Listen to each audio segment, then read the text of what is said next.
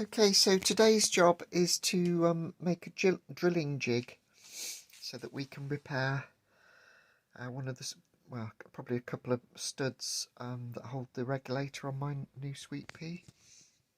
So I found a bit of random aluminium plate which will do the job.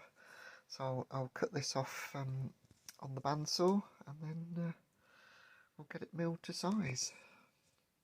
Bandsaw made very short work of that, so what I'm going to do now is square this off on the mill.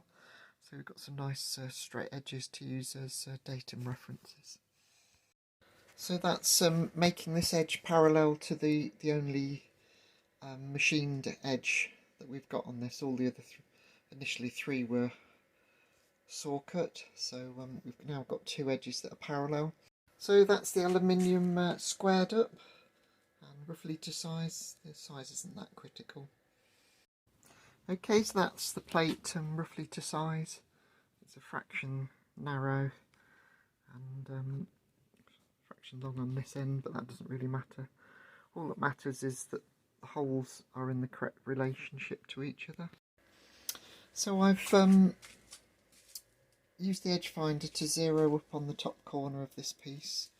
I've done this, this edge finder is a 10mm one, so I've used metric.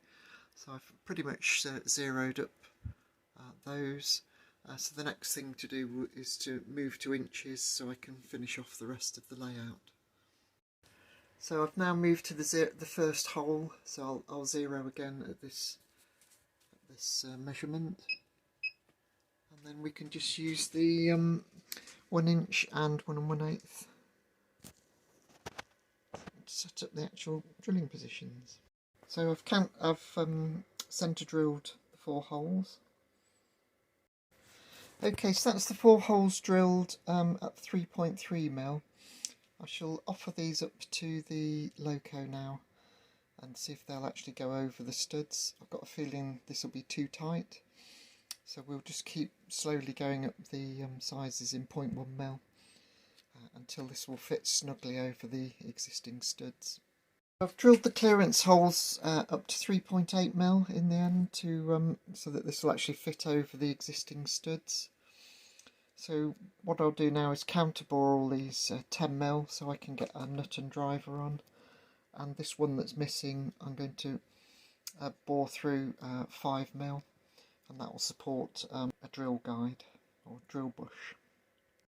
So the 3 existing mounting studs will go where these counterbores are, and the missing one I've actually made that 6mm, so we'll make up a drill guide for that and then a tap guide as well. So that's the drilling jig in position now. What I've found is that this stud is stripped. The thread was in quite bad condition on this one, but I managed to clean it up with that, with the dye. This top right one seems okay. So this one is actually usable if you put some washers under it. So I'll do this one initially and then assess what I think of that once. What I need now is to make 2 bushes that will fit into this hole. One to guide the tapping drill and one to guide the tap. Made a drilling bush here which will guide a 3mm tapping size drill into the back plate. We'll take that out and then we'll replace it with this, which it will guide the tap in, so that's clearance for 4BA. So again, that will keep the tap at, perpendicular to the hole. So the first job is to get rid of this broken off stub, so I'll try and cut it off as close to the plate as possible without damaging the plate. So the weapon of choice is my little branded Dremel thing. So that worked surprisingly well, so I'm just going to try and flatten that off a bit with a sanding drum. Sort of have to come in at a weird angle, so I'm not sure how well that's going to work. Did a reasonable job though. I have actually just caught the bottom of this plate slightly, but I think we should be okay there because there'll be O-rings sealing these faces. So. Okay, that's the drilling jig set up. I've got a drill collar there, so I'm hoping that will just prevent us just not quite going through the copper. Just makes sealing it up a bit easier. So that's the hole drilled. I'd underestimated how tough phosphor bronze is to drill. So I ended up pilot drilling with the Dremel with a 1.8mm brand new Dormer drill at full speed with some cutting compound, and then I was able to open it out to 3mm using just a handheld drill. But yes, that was quite tough actually, so I'm not looking forward to tapping this now. So this just shows the guide for the tap. So that just guides the tap so it's centralised on the hole that we've previously drilled. It seems to have worked really nicely actually. And there we have a threaded hole. I'm not sure if that's actually going to be able to see that at all, but there's definitely threads there and it's definitely a hole, so we'll give that a go.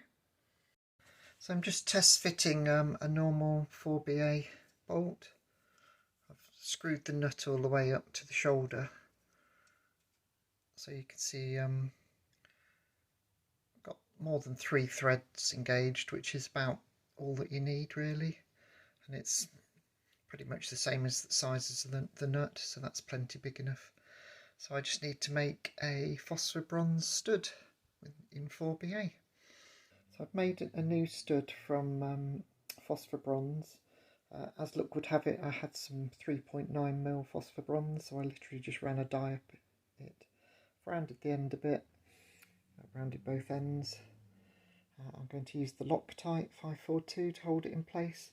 I find this works better in high temperature applications. It sort of sets a bit like exhaust paste almost. It's very good. So I'll pop a drop of that in. We don't really need it for thread sealing because I haven't gone through into the boiler, luckily. But this should just stop the thread from moving. So that's that in place. I'll just let the Loctite go off. Looks like I've made it a little bit long, but I don't think that's going to be a problem. So just temporarily I've put a couple of steel washers under that one, and that seems to be holding it nice and tight. So I'll measure the thickness of those and make up a brass washer to go under that head. We're all bolted up nice and tight there, so I need to, next job really is to do put some pressure in the boiler and see if this if the O-rings leak or not. Not 100% sure I've got the right O-rings, but we'll soon find out. Anyway, I think I'll close the video there.